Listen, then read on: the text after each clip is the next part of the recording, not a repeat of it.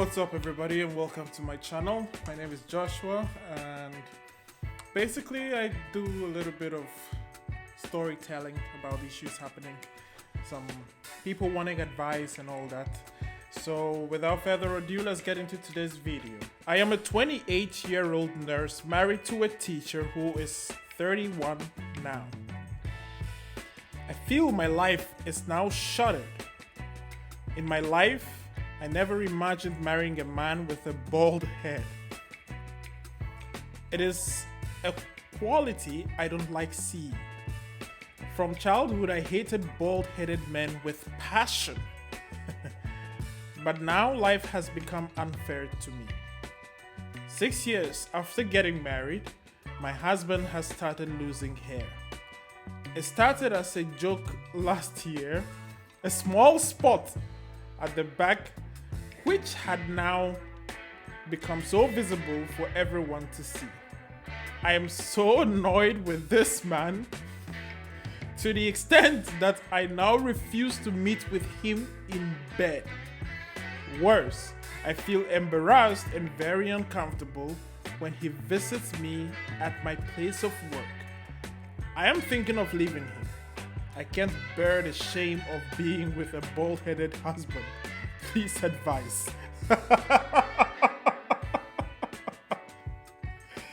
Oh, Boże mój. Boże mój.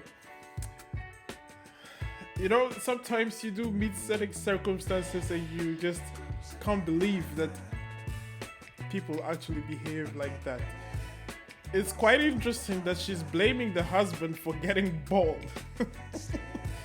As if he intentionally decided to dig down into the skin to remove all the hair cells so that he wouldn't be able to grow hair. Lady, it's not a good thing for a man to feel that he's losing hair. We don't like it, but it is what it is. If it's happening to you, yes, there are remedies now, but they are very expensive. Especially, you can go to Turkey and basically get a hair transplant. But at the end of the day, this is not something that the person specifically is planning that, oh, at the end I want to be bald. I do recall that back some years ago, it became like a fashion thing in Ghana, where people would literally shave all their hair off to have that bald look. I even did that myself, I think back in high school. It was mainly because I wanted to understand the shape of my head and if being bald would actually look good on me, in case it does happen. And you watch a lot of movies with a lot of superheroes, and let's take for example, if you're looking at Jason Statham, I really love this actor, and he's bald and I really dig the look. But at the end of the day, I can't do that. First and foremost, I'm not white. Secondly, I don't have that kind of head shape. But at the end of the day, it's not something planned. It just happens. Anyway, I don't know what to tell you. To each his own. They say beauty lies in the eyes of the beholder. So at the end of the day, you have to decide for yourself what exactly it is you want to do. Do you want to leave a very good, hardworking, I'm not sure if he is, but a good, hardworking man who is actually is crazy about you, in love with you, and you decide, okay, I don't want to be with him just because he's bald. There are so many other women who would love to be able to rub their heads over it, so that is your case. And yes, I'm wearing a t-shirt with a lot of cats because I'm a cat person. So those of you who decide to tease me or laugh or something, I am a proud cat owner. Anyways, let's move on to the next story. I've been married to this pastor for 5 years with one child. Recently, his attitude has changed. I asked him to tell me if I have offended him. He said no. My mind was drawn to something when he was falling asleep one day with his phone in his hand. And I tried taking it from him to put down when he woke up suddenly and took his phone from me. Last 2 weeks, I tried to take his phone, and after 30 minutes, a password went through. I saw a dating app on his phone, of which I opened and saw his profile. He used a different name. A thought came to mind when I went to the office because I have 2 laptops, one at home and one in the office. Not my official PC though. I downloaded the app on my laptop I kept at the office, creating a name for myself, and went straight to his DM to say hi. He responded, and then I asked him if he's married. He said no. I intentionally asked him if he has a girlfriend. He said that his ex-girlfriend with a child for him. That means he has an ex-girlfriend who has a child with him. Referring to me, you could guess how I was feeling whilst chatting him. Whilst chatting him on my PC, I intentionally left messages for him on WhatsApp, but it was unread. I've been chatting him for the past 1 week. He now wants my number and wants to meet up with him, or wants me to meet up with him. I told him I want to know him very well before I give him my number. Should I confront him immediately or go meet up with him? I'm running out of patience, but I don't want to do anything that will end me in cells. That's prison, jail, whatever. Please advise me. You're married to this person. First and foremost, I don't understand how a pastor is committing adultery, because in Christendom, adultery is not necessarily actually the engagement of a physical contact with someone who is not your wife. Just the mere thought of having contact with someone is sin.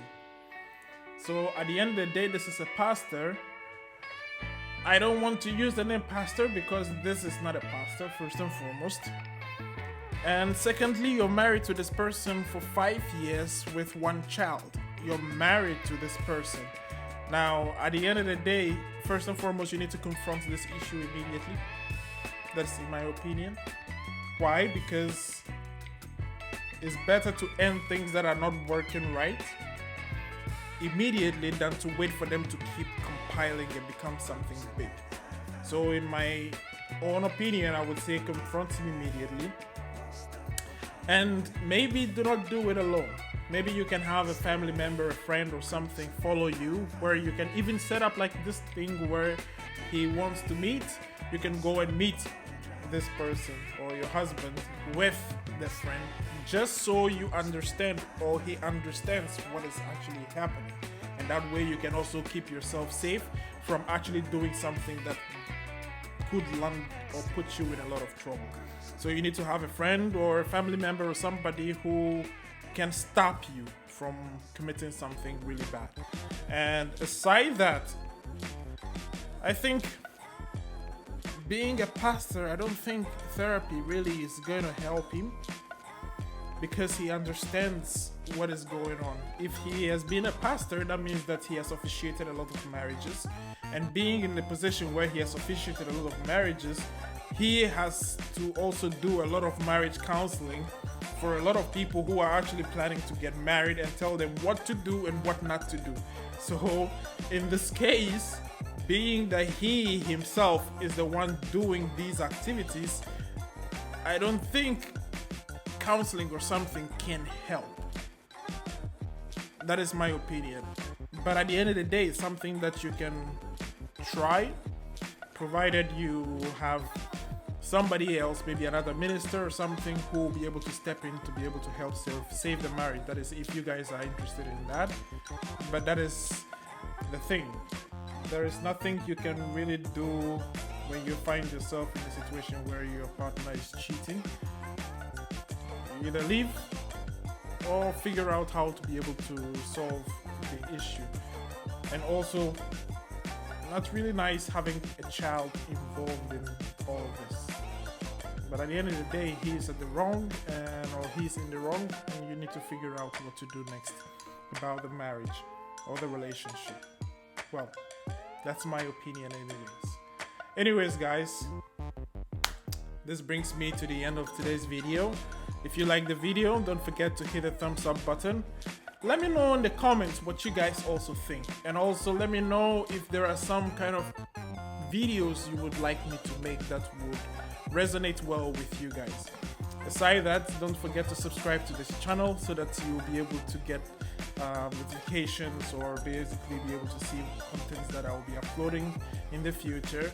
And also share the video with your friends, family, whoever it is that you have, so that the channel can also grow, because that's going to basically help me to be able to grow this channel. And until the next one, cheers.